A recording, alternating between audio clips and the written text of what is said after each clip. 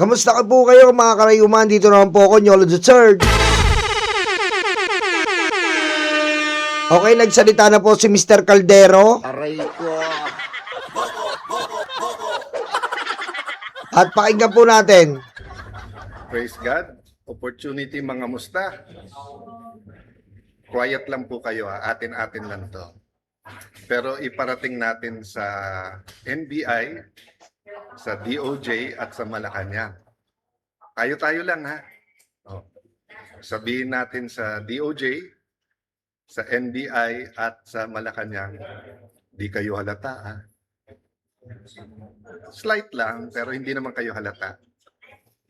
Pero Ano ba kinakakaba mo, putang ina ka? Ha? Kung wala kang kasalanan, ano kinakakaba mo? Tanginan to. Aray ko. Diba? Kung wala pong kasalanan, anong kakakaba mo? At ito na ang pagkakataon na mapahiya mo si Matibag. Tama mali. Diba? Ito na ang pagkakataon mo na mapahiya mo si Matibag. Alam mo pala sa sarili mo, wala eh. Alam mo po sa sarili mo, inisente ka, eh di mapapahiya siya. Tanga! alam niyo po, merong biblical principle. Kung anong ating itatanim, yan ang ating aanihin. At sabi parati ng ating mga kababayan ay sana all. So, ito proposal natin sa NBI, sa Malacanang, at saka sa DOJ. Imbestigahan niyo yung Southeast Asian Games of 2019 kung saan tayo nag-overall champion at tinangala ng buong Southeast Asia. Imbestigahan nyo ng husto, bigay nyo lahat. We will support totally. Pag sinabi kong we, ako at hinihimo ko lahat ng mamayan, supportahan yung investigasyon na yan.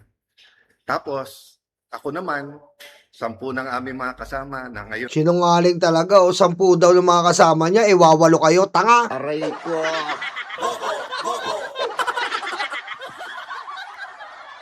Wawalo kayo, 10 ng akin, wawalo na lang kayo, tanga! Aray ko. yun ay nasa minority, imbestigahan naman namin ang flood control. Uy, Deal? parang tanga ang putik, ayaw talagang paggalaw yung SEA Games, oh. Mayayari ka na, inutil.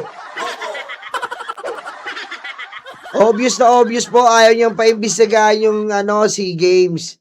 Dahil napakalupit po ng ginawa ni Cayetano dito, overpriced sa mga pantalon, overpriced sa mga bag, overpriced miski sa medyas. Yan, pati po yung kaldron na gawa po sa liso na yero, tsaka tubular. Kaya takot na takot tong hayop na to eh. So, madali lang yan, Malacanang, kasi sumusunod naman sa inyo. Sila Senator Erwin, sila Senator Lacson, yung mga nasa Blue Ribbon. Kalabitin nyo na. Total, 30 weeks. Matagal po tong impeachment. At sabi nga, wag panay technicalities. Lalo po ang Blue Ribbon Committee, wala masyadong technicalities doon. So, wag po Wala nang kwenta Blue Ribbon mo, boy. Ha? Wala nang kwenta. Unang-una, si Erwin Tulfo Mamumuno. Pangalawa, wala na yung scriptwriter nyo, nakakulong. Aray ko. Nakakulong yung scriptwriter nyo. po tayo mangamba sa kahit anong investigasyon. Salamat po sa lahat ng nagpaparating ng suporta, lalo po yung prayers. Pagkatapos sabihin na incidental lang dahil yung building, biglang pinawalang sala na ang mga kakampi nila. Tapos sinabi ng DOJ, tama yung investigasyon na yan. Tapos ang Malacanang, naimbestigahan na daw yung sekretary nila, pero ako daw, hindi pa.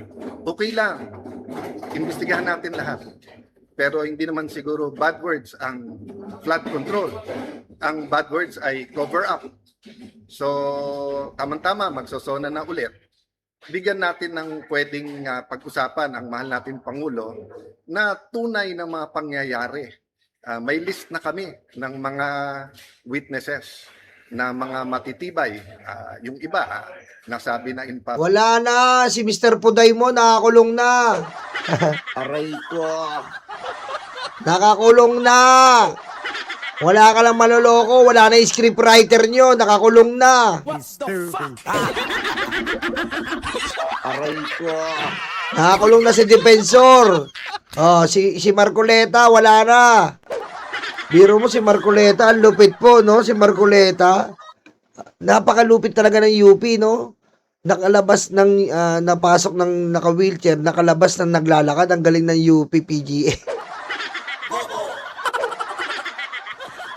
Ay, puro drama.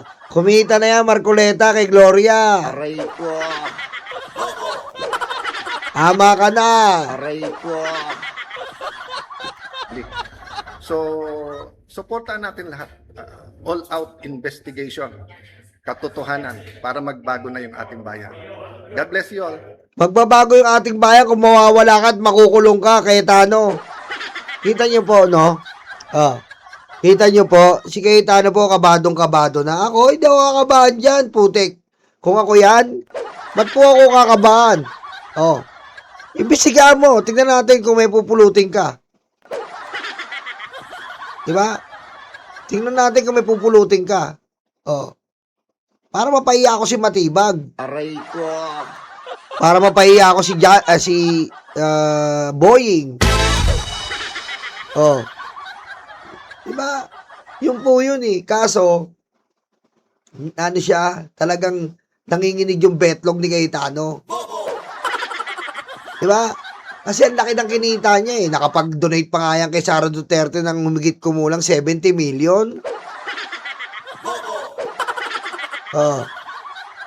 Ganun po katigas ang mukha niyang hayop na yan. Huwag ka mag-alala, Cayetano, malapit ka na. Okay? Malapit ka na. Ano yung kalderong ginawa mo, hayop ka? Si Aidling Diaz, natandaan ko pa. Nangihina. Dahil pinakain mo, kikiam. Grabe. Dapat talaga managot po ito, mga karayuma. Yan, no? Hindi na mapakali. Live na naman ang live. Ganyan yan pag natataranta yan, eh. Aray ko.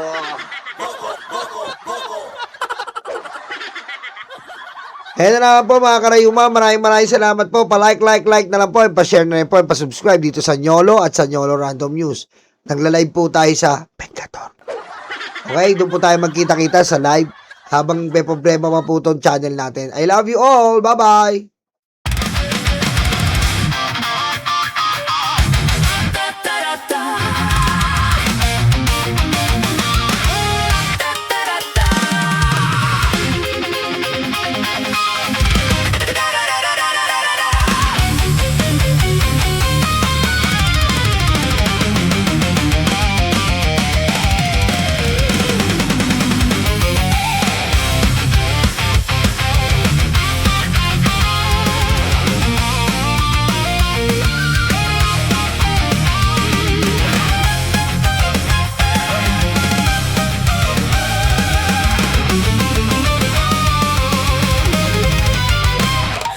Madilim daw ang paligid, putukan daw ay maririnig.